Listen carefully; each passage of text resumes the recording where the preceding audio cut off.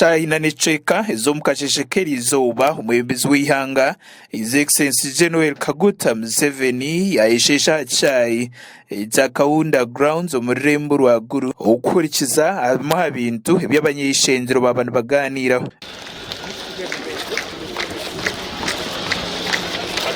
Mwembezi w'ihanga yakirwa Speaker w'ishengero ry'ihanga Right Honorable Anita Among hamwe n'umuhezi we Right Honorable Thomas Tayewa. President Museveni amwanyogu yabanza kubyaraho umuti nk'ikijikizo.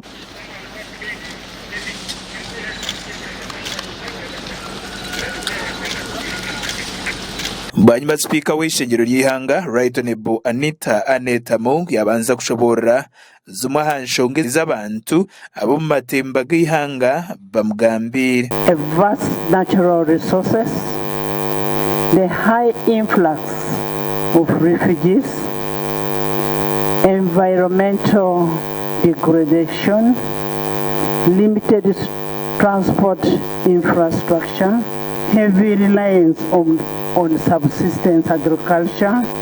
Abanyuma Speaker yasima umuyobozi w'ihanga abukoro buceka ihembe kurebe kangu yahika ahamwanyo. During yesterday's sitting, the House applauded your leadership in pacification, unification and development in northern region.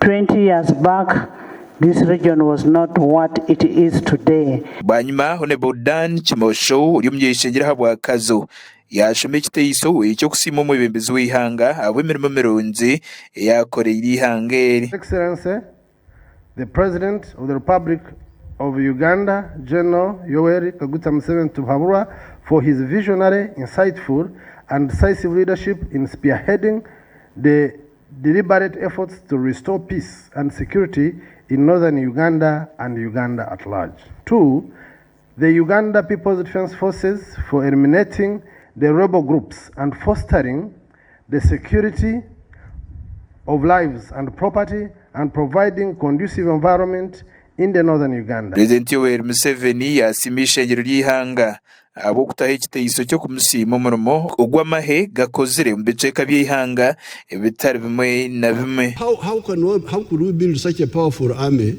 with very little money? Because we budget according, we plan according to our small budget. That's why when we are building the army, we don't start with the barracks. The barracks don't look so smart. We start with the personnel, the training, and the weapons. That budgeting according to the shape of the head, the hairstyle according to the shape of the head, that's how we manage. 3 things: ideology, discipline, and realism in budgeting.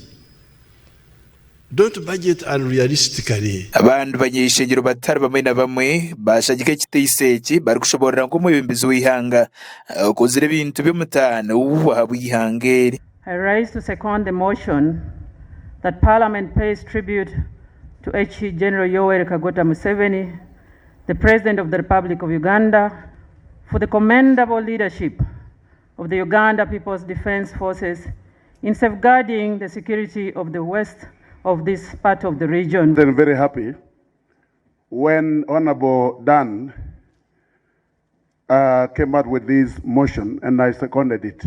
That spirit of sacrifice, the revolutionary spirit, I do not know how the Commander-in-Chief inculcated that revolutionary spirit in the UPDF. Nabwanyuma umuyobozi w'ihanga yahiga ekiceka cy'ihanga icyo mu matemba ukwihara entaro izarimo isentunguka mu giceka eti. Some of these members of cabinet have been with me when we went to Ngoma, which was part of Ruweru. It's now quite recovered. So I think that all the political class to take up my message of the homestead incomes. turi kukwihanangiriza abantu mu kicweka eki okufayo eminonga kurebeka ngu bakozesa Boona Bashome eroho bwahati okuta abaana baabo mu mashomero. We have been begging from 1990, it's almost 30 years now. If there are unmet costs, bring them. You are members of parliament. I'm president here. You are there. We budget together. You come from those areas. You come and we budget. Let's block all these other expenditures. And we provide free education for the children in the government schools.